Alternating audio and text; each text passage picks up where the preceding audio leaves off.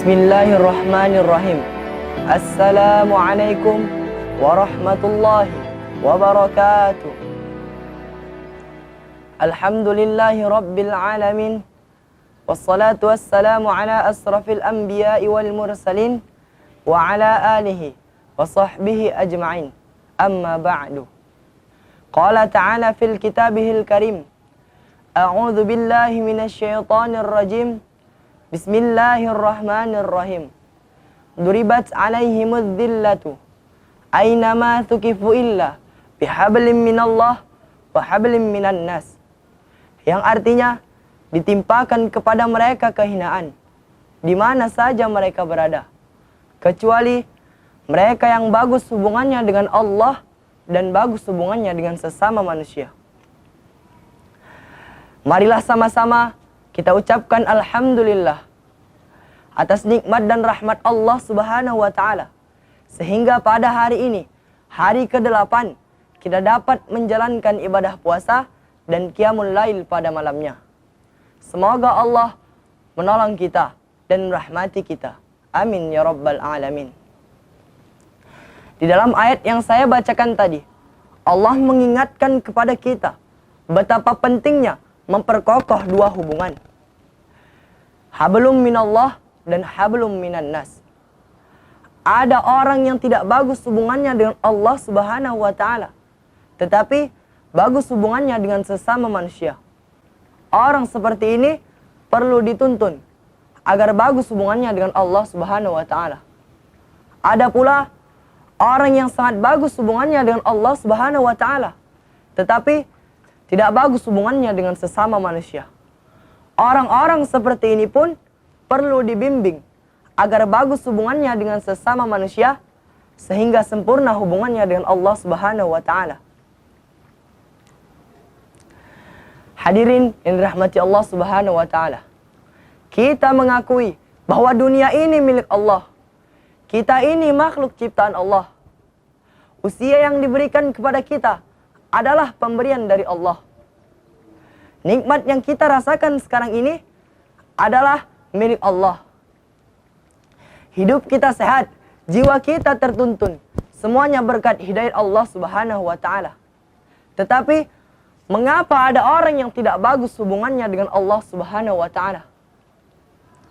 Ada lagi yang lebih parah, lebih nekat dan lebih gawat lagi, yaitu berani menentang, mendurhakai Allah Subhanahu wa taala. Orang-orang seperti ini betul-betul tak tahu diri. Hadirin yang dirahmati Allah Subhanahu wa taala. Dalam kaitannya dengan meningkatkan hubungan kepada Allah Subhanahu wa taala, setidak-tidaknya ada 6 bentuk hubungan yang baik kepada Allah Subhanahu wa taala yang harus kita tunjukkan. Yang pertama, cinta melebihi segalanya.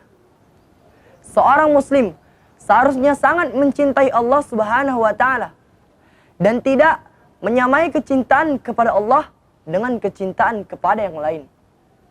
Dan kalau sama cintanya kepada yang lain, tentu tidak boleh.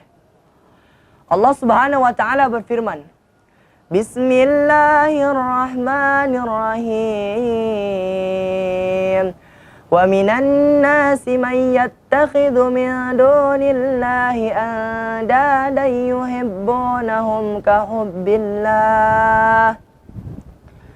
وَالَّذِينَ آمَنُوا أَشَدُّ حُبًّا لِلَّهِ وَلَوْ يَرَى الَّذِينَ ظَلَمُوا إِذْ يَرَوْنَ الْعَذَابَ أَنَّ الْقُوَّةَ لِلَّهِ جَمِيعًا وَأَنَّ اللَّهَ شَدِيدُ الْعَذَابِ.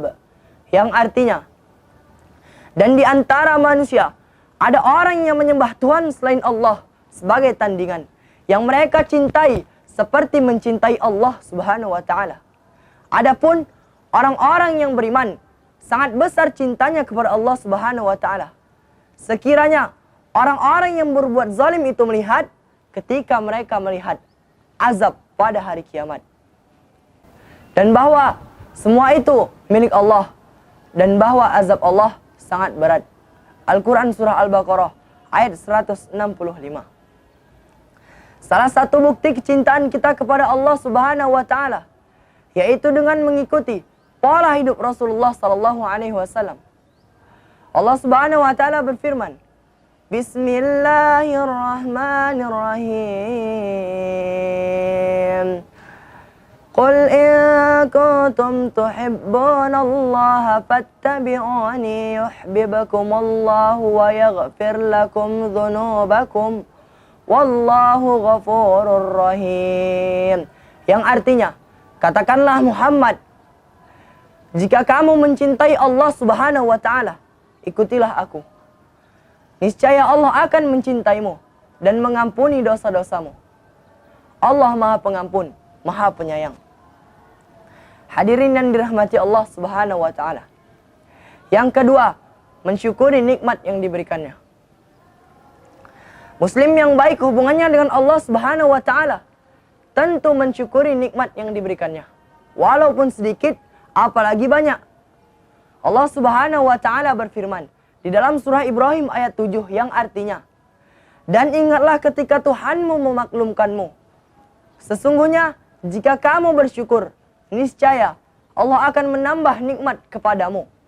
Tetapi jika kamu mengingkari nikmat itu, maka pasti azab Allah sangat berat. Al-Quran surah Ibrahim ayat 7. Yang ketiga, bertawakal kepada Allah Subhanahu wa taala. Bertawakal adalah berserah diri kepada Allah Subhanahu wa taala setelah manusia mencoba berusaha semaksimal mungkin. Ini merupakan bentuk hubungan yang baik kepada Allah Subhanahu wa taala. Allah Subhanahu wa taala berfirman di dalam surah Al-Anfal ayat 2 yang artinya, sesungguhnya orang-orang yang beriman itu adalah mereka yang apabila disebut nama Allah gemetar hatinya, dan apabila dibacakan ayat-ayatnya kepada mereka bertambah kuat imannya. Hanya kepada Tuhan mereka bertawakal. Yang keempat, zikrullah. Hubungan yang baik kepada Allah Subhanahu wa taala mestinya membuat seorang muslim selalu ingat berzikir kepada Allah Subhanahu wa taala, baik dengan hati, lisan maupun dengan amal. Allah Subhanahu wa taala berfirman di dalam surah Al-Ahzab ayat 41-42 yang artinya, wahai orang-orang yang beriman, ingatlah kepada Allah Subhanahu wa taala dengan mengingat namanya sebanyak-banyaknya, dan bertasbihlah kepadanya pada waktu pagi dan petang. Yang kelima, melaksanakan perintah. Seorang muslim yang bagus hubungannya kepada Allah Subhanahu wa taala tentu melaksanakan perintahnya. Allah Subhanahu wa taala berfirman di dalam surah Al-Imran ayat 32 yang artinya, katakanlah Muhammad, taatilah Allah dan Rasul. Jika kamu berpaling, maka ketahuilah Allah tidak menyukai orang-orang yang kafir. Ketaatan kepada Allah dan Rasul tentu membuat seseorang menjadi mulia.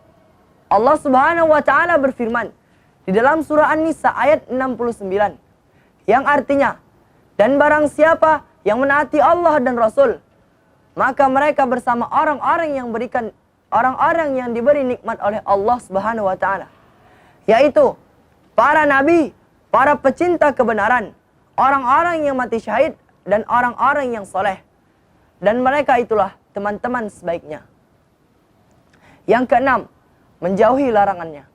Apa yang dilarang oleh Allah Subhanahu wa taala tentu harus kita meninggalkannya, bukan malah menyombongkan diri dengan tetap melakukannya.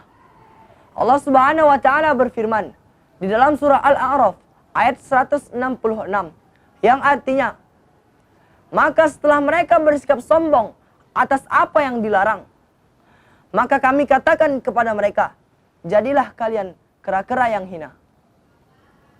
Hadirin yang dirahmati Allah Subhanahu wa taala.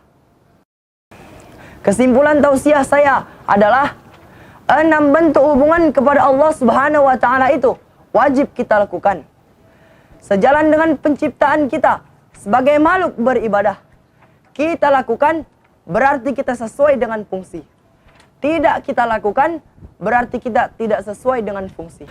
Orang-orang yang tidak melakukannya, maka pasti akan mendapat siksa karena telah menentang fitrah penciptaan Allah. Demikian tausiah singkat saya pada hari ini. Terima kasih atas perhatian. Mohon maaf atas segala kekurangan. Unzur maqala wala tanzur manqala. Akhirul kalam. Wassalamualaikum warahmatullahi wabarakatuh.